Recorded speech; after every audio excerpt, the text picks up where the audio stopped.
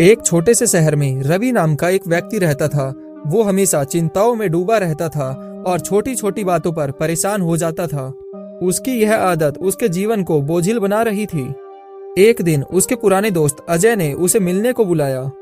अजय, जो अब शहर में एक सफल और खुशहाल व्यक्ति था, वो सदैव मुस्कुराता रहता था। रवि ने अजय से पूछा, अजय, तुम हमेशा खुश कैसे रह सकते हो? मेरे जिंदगी में तो कभी ना कभी कुछ ना कुछ गलत चल ही रहा होता है। अजय मुस्कुराया और बोला, अगर तुम्हें इसका जवाब चाहिए तो तुम्हें मेरे साथ कल सुबह 6 बजे पहाड़ की चोटी पर चलना होगा।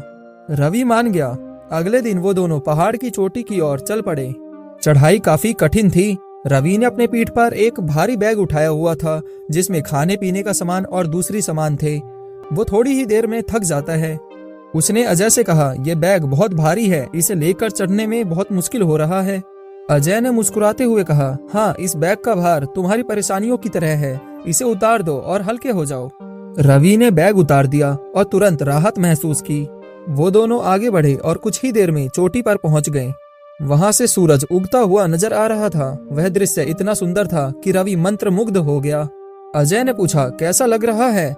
रवि ने कहा, बहुत ही अद्भुत, ऐसा लग रहा है मानो सारी थकान गायब हो गई हो।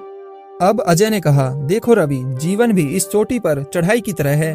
अगर तुम अपने साथ फालतू का बोझ लेकर चलोगे तो थक जाओगे और रास्ते का आनंद नहीं ले पाओगे। लेकिन अगर तुम इन बोझों को छोड़कर हल्के हो जाओ तो जीवन का हर एक पल खूबसूरत लगने लगेगा। रवि ने पूछा, लेकिन यह बोझ कैसे छोड़ा जाए?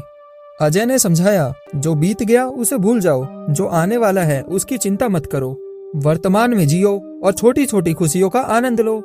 मस्त रहना सीखो, क्योंकि यह जीवन बहुत ही छोटा है और इसका हर एक पल बहुत खास है।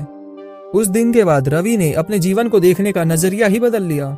उसने बीती बातों को छोड़ दिया और छोटी छोटी खुशियों से ही मस्त रहना शुरू कर दिया। जीवन को बोझिल बनाना हमारे हाथ में है और उसे हल्का और मस्त बनाना भी हमारे ही हाथ में है। हर पल का आनंद लो, फालतू की चिंताओं को छोड़ो और हमेशा मस्त रहना सीखो।